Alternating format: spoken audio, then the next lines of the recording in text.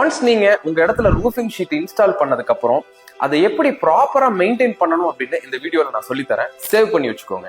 So first point, roofing sheet install பண்ணும்போது screws லே பண்ணிருப்பாங்க. அந்த ஸ்க்ரூ லே பண்ணும்போது அந்த ஸ்க்ரூவோட டஸ்ட் எல்லாம் வெளியே வரும். அதை உடனே ரிமூவ் பண்ணிடணும். அப்படி இல்லைன்னு சொன்னா அந்த டஸ்ட் பார்ட்டிகல்ஸ் எல்லாமே மழையோ அந்த தண்ணி ஏதோ பட்டுச்சு அப்படின்னு சொன்னா அந்த இடமே வந்து ஒரு ரஸ்ட் ஃபார்ம் ஆன மாதிரி ஆயிடும். ஸோ ஃபர்ஸ்ட் திங் நீங்க கவனிக்க வேண்டியது, ஒரு ஸ்க்ரூ லே பண்ண உடனே அந்த டஸ்ட் பார்ட்டிகல்ஸ் எல்லாத்தையுமே உடனே ரிமூவ் பண்ணிருக்கும். ரெண்டாவது விஷயம், நீங்க போட்டிருக்கிற ரூஃப் ஷீட்டுக்கு மேல வெயிட்டான இல்லைன்னா அதுக்கு அழுத்தம் கொடுக்கற மாதிரி ஆப்ஜெக்ட் எதுவுமே பிளேஸ் பண்ணாதீங்க. இல்ல அந்த ஷீட்டுக்கு மேல அடிக்கடி ஹியூமன் பீயிங்ஸ் நடக்கிற மாதிரியும் வந்து அவாய்ட் பண்ணிக்கோங்க. அந்த மாதிரி நம்ம பண்ணும்போது ரூஃபிங் ஷீட்டோட ஸ்ட்ரென்த்தும் கம்மியாகிறதுக்கு நிறைய பாசிபிலிட்டிஸ் இருக்கு. மூணாவது விஷயம், உங்க ரூஃப் ஷீட் இன்ஸ்டால் பண்ணதுக்கு அப்புறம் அதுல ஏதாவது ஸ்க்ரூஸ் ஆர் ரிவிட்ஸ் இல்லைன்னா பிளாஷிங்ஸ் ஜாயின் பண்ணது ஏதாவது லூஸா இருக்கா அப்படின்னு சொல்லி பீரியாடிக்கலா செக் பண்ணிட்டே இருங்க. அப்படி ஏதாவது ஒரு ஸ்க்ரூவோ ரிவிட்டோ லூஸா இருக்குன்னு நீங்க நோட்டிஃபை பண்ணீங்கன்னா உடனே ஒரு நல்ல ஃபேப்ரிகேட்டரை வச்சு அதை ரீஃபிக்ஸ் பண்ணுங்க.